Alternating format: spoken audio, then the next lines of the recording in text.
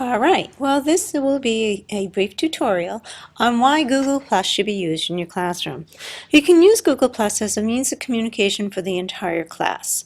If you ever take an online class, VHS has what's called a discussion board, and so does the Blackboard platform used by a lot of colleges.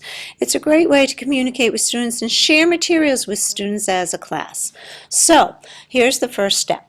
You go to your Google Plus, and the first thing you would do is go to Community. Click on the Home first, the Home right here. Go to Community and create a community.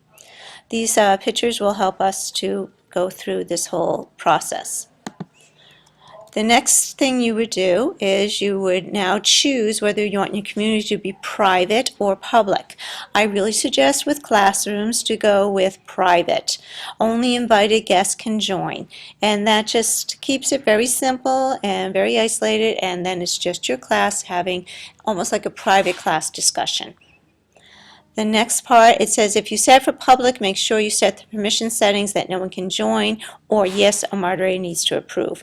So again, if you want to make it public to invite somebody else, you could go in and change that. I don't think you can change it once you create the community. You might have to create a separate community if you want to invite other people there.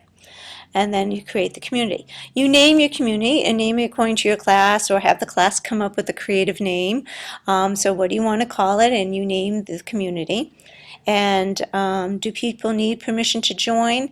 Basically, you're probably going to invite your own. Pick a photo for community. Again, it's a great way to have the class collaborate and get involved and vote on something. Write a tagline and some descriptive words to tag your community. That's especially if you are making it public so that other people can find it and keep an eye on it and look at it. Write a description to let others know what you talk about in the community. Again, that's more if you're doing it public. Add categories. Now this is a great option for teachers.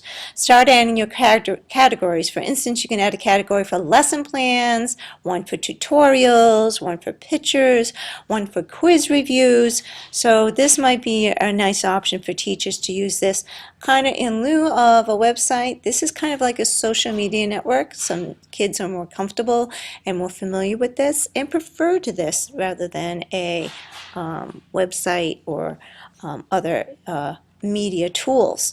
So once you are done with your editing, click on Done. You can always re-edit your community features at any time if you want by clicking on the Action menu and selecting Edit. You invite people. Again, I would invite your entire class. You can also use this to start a Hangout. In our Hangout, you can have up to 10 students at once on it. You can use this feature to start a video hangout with your students or colleagues, and that's always fun. You can use Google Plus to create an event.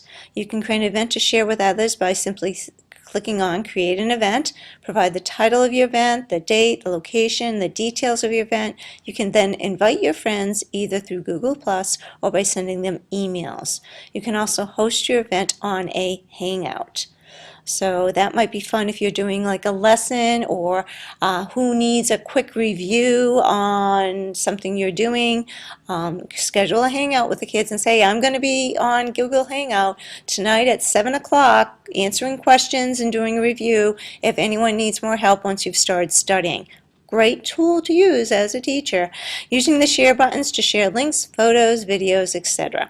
So Google Plus is basically like having an interactive, real-time website with your students. So consider using it. It could be a lot of fun.